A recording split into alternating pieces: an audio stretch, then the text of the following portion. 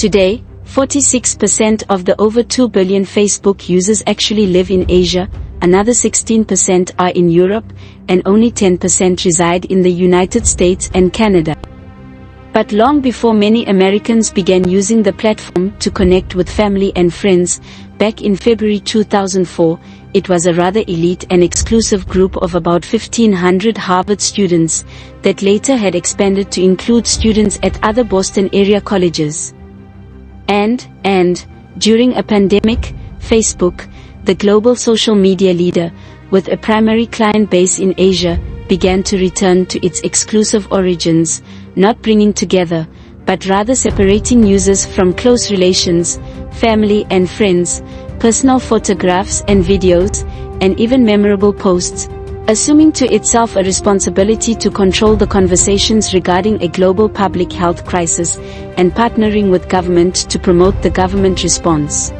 On July 15, 2021, White House Press Secretary Jen Psaki, the chief public relations official for the president, had officially announced the concerns of the Biden administration regarding what had been identified as problematic accounts, and much attention in the press was focused on a group described as the Disinformation Dozen, including Robert F. Kennedy, Jr., and identified by Center for Countering Digital Hate, CCDH, a nonprofit organization, elected by no voters, and headquartered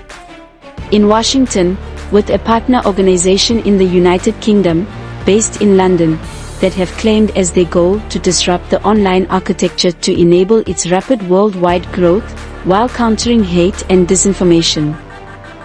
However, one unreported story had involved a request that had been submitted to the White House under the Freedom of Information Act in March 2021, regarding certain standard epidemiological metrics for COVID-19 that had appeared to be treated like classified information, namely, infectious dose and secondary attack rate.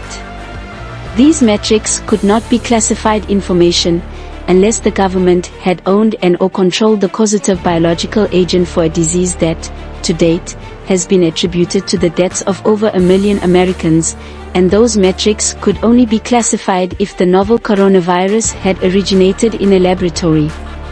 And just a week before the White House had cracked down on social media, that matter had gone to federal court, because the White House had asserted a presumptive claim of executive privilege, and had refused to provide any response at all.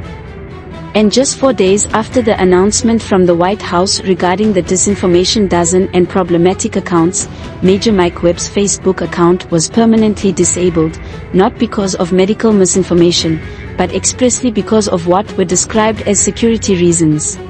The court complaint was amended, adding Facebook as a defendant, for what had appeared to be an act of retaliation, and had raised allegation under the FACE Act provisions protecting the entrances of places of worship, alleging that Facebook had unlawfully blocked Major Webb's access to what had been identified as a safe substitute for in-person worship.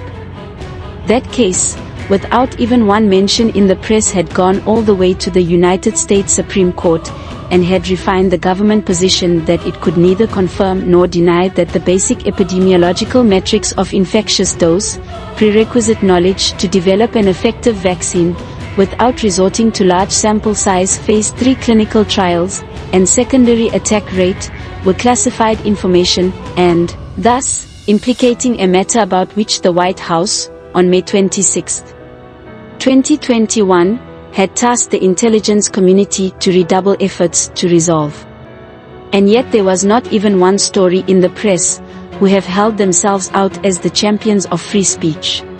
On March 24, 2023, Major Webb filed another action against Facebook and the White House to finally resolve the question regarding the origins and ownership of a novel coronavirus that has been attributed to what is now approaching a death toll of over 7 million worldwide, more fatalities than the Holocaust, and in half the time.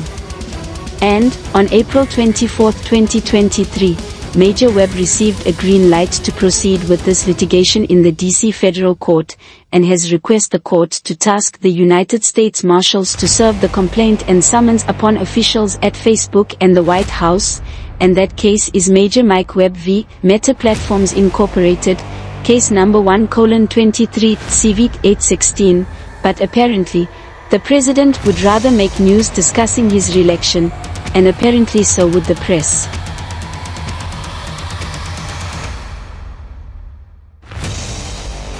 This message was approved by Major Mike Webb. Honest.